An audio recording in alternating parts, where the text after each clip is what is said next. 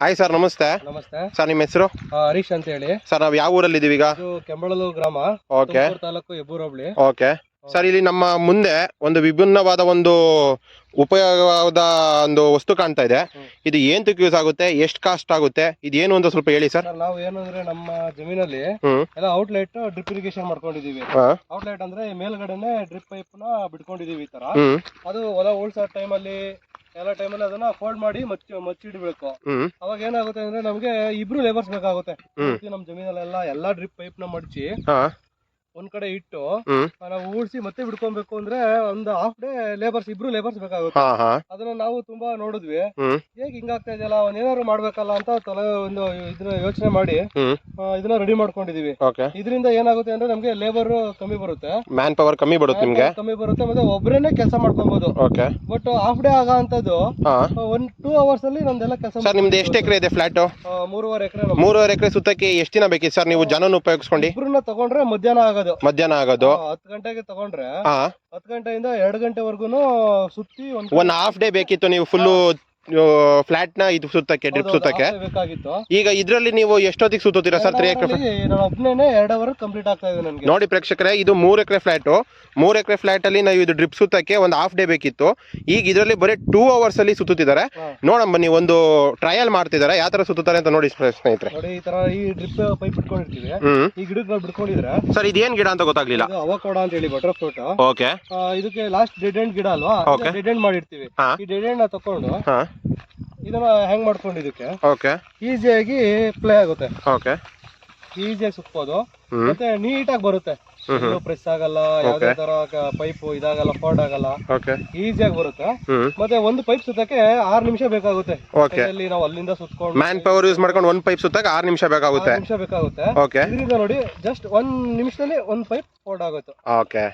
ಆಮೇಲೆ ಇದನ್ನ ನೀವು ಇಲ್ಲೇ ಇದೆ ಈ ತರ ದಾರ ತಗೊಂಡು ಹ್ಯಾಂಗ್ ಮಾಡ್ತೀರಾ ಅದನ್ನ. ಈಗ ಟೈ ಅಪ್ ಆಗ್ತಿದೆ ಸ್ನೇಹಿತರೆ, ಇದು ನೋಡಿ.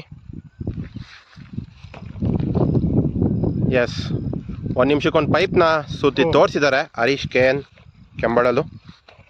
1 ನಿಮಿಷ ಸಾಕು, ಇವತ್ತು ಟೈಮ್ ಹಿಡಿಯಲ್ಲ. ನೀವು ಹಂಗೂ ಬೇಗ ಆಗ್ಬೇಕು. ಒಬ್ಬರೇ ಸಾಕಲ್ವಾ ಸರ್ ಇದಕ್ಕೆ? ಮ್ಯಾನ್ ಪವರ್ ಒಬ್ರೆ ಯಾರು ಬೇಕಾಗಿಲ್ಲ. ಜಾಸ್ತಿ ಏನಾದ್ರು ಸತ್ತ ಬೆಳೆದಿತ್ತು ಅಂದ್ರೆ ಒಂದ್ ಟೈಮು ಏಕ ಪೈಪ್ ನ ಬಿಡಿಸ್ಕೊಬೇಕು. ಬಿಡಿಸ್ಕೊಂಡ್ಬಿಟ್ಟು ಎಲ್ಲರೂ ಬಿಡಿಸ್ಕೊಂಡ್ಬಿಟ್ಟು 1 hour ಅಲ್ಲಿ ಬಿಡಿಸ್ಕೊಂಡ್ರೆ 1 hour ಸುತ್ಕೊಂಡ್ಬಿಡ್ಬೋದು ನೀವು.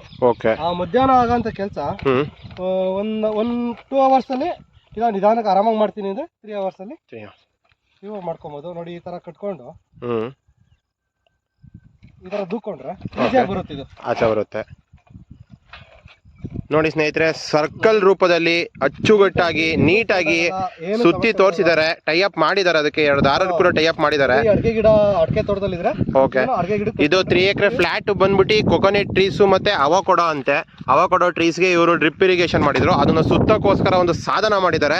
ಆ ಸಾಧನ ಈಗ ಸರ್, ಇದು ಎಷ್ಟು ಖರ್ಚಾಗಿದೆ ನಿಮಗೆ ಮಾಡೋಕೆ? ನನಗೆ 300 rupees ಖರ್ಚು ಬಂದಿದೆ. ಓನ್ ಮೆಟೀರಿಯಲ್ ಇದೆಲ್ಲ ನಿಮ್ಮ ಹತ್ರನೇ ಇತ್ತು?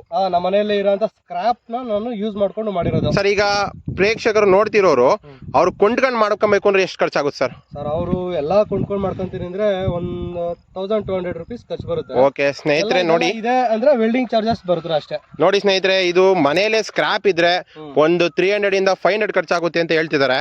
ಇಲ್ಲ ನಮ್ಮ ಹತ್ರ ಏನು ಇಲ್ಲ, ನಾವೆಲ್ಲ ಹೊಸದಾಗಿ ಕೊಂಡ್ಕೊಬೇಕು ಅಂದ್ರೆ ನಮ್ಮ ಯೂಟ್ಯೂಬ್ ಚಾನಲ್ ಅಲ್ಲಿ ಡಿಸ್ಕ್ರಿಪ್ಷನ್ ಅಲ್ಲಿ ಹಾಕಿರ್ತೀವಿ ಏನೇನು ಕೊಂಡ್ಕೊಬೇಕು ಅಂತ, ನೀವು ನೋಡ್ಬೋದು. ಇದಕ್ಕೆ 1000 ದಿಂದ 1500 ಖರ್ಚಾಗುತ್ತಂತೆ ಸ್ನೇಹಿತರೆ. ಏನಿಲ್ಲ ಸರ್, ಇದಕ್ಕೆ ಏನೇನು ಬೇಕು ಅಂದ್ರೆ ಒಂದು ಸೈಕಲ್ದು ರಿಮ್ಮು, ಮತ್ತೆ 8mm ರಾಡ್ಗಳು, ಮತ್ತೆ ಸೈಕಲ್ದು ಈ ಪೆಟ್ಲದ್ ಬರುತ್ತಲ್ಲ, ಕಟ್ ಮಾಡ್ಕೊಂಡು ಯಾವ್ದಾದ್ರು ಹಳೆ ಸೈಕಲ್ದು ನಿಲ್ಲಿಸ್ಕೊಬೇಕು. ಮತ್ತೆ ನಾವು ಸ್ಟ್ಯಾಂಡ್ ನಾವು ಯಾವ ಬಗೆ ಬೇಕಾದ್ರೂ ಮಾಡ್ಕೊಬಹುದು. ಇದು ಸ್ಟ್ಯಾಂಡ್, ಇದು ಸಪೋರ್ಟಿಂಗ್ ಮೆಂಬರ್ ಸ್ನೇಹಿತರೆ. ನೋಡಿ, ಇದು ಸಪೋರ್ಟಿಂಗ್ ಮೆಂಬರ್ ಹಾಕಿದ್ದಾರೆ, ಅದಕ್ಕೊಂದು ಸ್ಟ್ಯಾಂಡ್ ನಿಲ್ಸಿದ್ದಾರೆ. ಇದು ಈಸಿಯಾಗಿ ಪ್ಲೇ ಆಗುತ್ತೆ. ಈಸಿಯಾಗಿ ಪ್ಲೇ ಆಗೋ ತರ ಮಾಡ್ಕೊಂಡ್ರೆ ಈಗ ಸೈಕಲ್ ಹೆಂಗೆ ತಿರುಗುತ್ತಾ ಆ ತರ ತಿರುಗ್ತಿದೆ. ಬಟ್ ಇವ್ರು ಡಿಫ್ರೆಂಟ್ ಆಗಿ ಏನ್ ಮಾಡಿದ್ದಾರೆ ಅಂದ್ರೆ ಅದಕ್ಕೊಂದು ಸ್ಟ್ಯಾಂಡ್ ಮಾಡಿದ್ದಾರೆ, ಸಪೋರ್ಟಿಂಗ್ ಮೆಂಬರ್ ಆಗಿದೆ. ಚೆನ್ನಾಗಿದೆ, ಬಹಳ ಯೂಸ್ಫುಲ್ ಆಗಿದೆ. ಅರ್ಧ ದಿನ ಮಾಡೋ ಕೆಲಸನ ಬರೀ 2 hour ಅಲ್ಲಿ ಮಾಡ್ತಿದೆ ಅಂದ್ರೆ ತುಂಬಾ ಯೂಸ್ಫುಲ್ ಆಗಿದೆ ಸ್ನೇಹಿತರೆ. ನೋಡಿ, ಒಂದು ಪೈಪ್ ನ ಮಡ್ಚೋದಕ್ಕೆ 6 ಇಂದ 7 ಮಿನಿಟ್ ಬೇಕು ಬೈ ಹ್ಯಾಂಡ್ ಅಲ್ಲಿ. ಮತ್ತೆ ಫೋಲ್ಡ್ ಆಗುತ್ತೆ, ಅದು ಒಂದೇ ರೀತಿ ಸರ್ಕಲ್ ಅಲ್ಲಿ ಬರಲ್ಲ.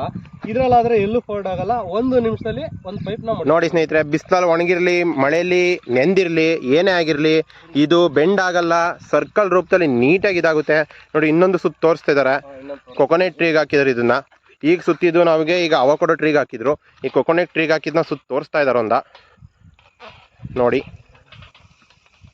ಯಾವ ಥರ ಬೇಕಾದ್ರೂ ಸುತ್ಕೊಬೋದು ಸ್ನೇಹಿತರೆ. ಅಟ್ಟು ಲಾಸ್ಟಿಗೆ ನೀಟಾಗೆ ಒಂದು ಕಡೆ ಟೈ ಅಪ್ ಮಾಡಿದಾಗ ಅದು ಸರ್ಕಲ್ ರೂಪದಲ್ಲೇ ಬರುತ್ತೆ. ನೀವು ಎಷ್ಟು ದಿನ ಬೇಕಾದ್ರೂ ಮಡಗ್ಬೋದು.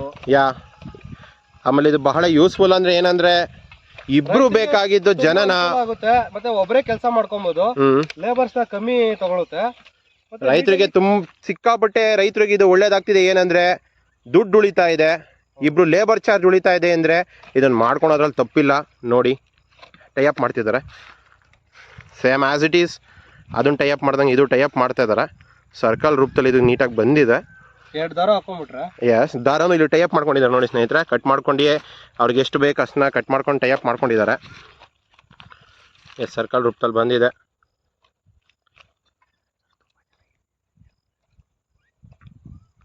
ಎಸ್, 2 ಟ್ರಯಲ್ ಮಾಡಿ ತೋರಿಸಿದ್ರು, ತುಂಬ ಚೆನ್ನಾಗಿ ಬಂದಿದೆ. ಒಬ್ಬರು ಆರಾಮಾಗಿ ಮಾಡ್ಕೊಬೋದು. ನೋಡಿ ಸ್ನೇಹಿತರೆ, ಆಮೇಲೆ ಆಚೆಗೆ ತೆಗಿಯೋದು ಅದನ್ನ ನೋಡಿ. ಎಸ್, ನೀಟಾಗಿ ಫೋಲ್ಡ್ ಆಗುತ್ತೆ, ನೀಟಾಗಿ ಫೋಲ್ಡ್ ಆಯ್ತು. ಎಲ್ಲಿ ಬೇಕಾದ್ರೂ ಮಾಡ್ಕೊಬೋದು, ಹೆಂಗ್ ಬೇಕಾದ್ರೂ ಕ್ಯಾರಿ ಮಾಡ್ಬೋದು. ಮತ್ತೆ ಈಸಿ ಕ್ಯಾರಿ ಇದೆ, ಈಸಿ ಲೈಟ್ ಅಂಡ್ ವೇಟ್ ಇದೆ ನೋಡಿ ಸ್ನೇಹಿತರೆ. ಇದನ್ನ ಬೇಕಾದ್ರೆ ನೀವು ಎಲ್ಲಿ ಪೋರ್ಟಬಲ್, ಇದು ಪೋರ್ಟಬಲ್ ಡಿವೈಸ್.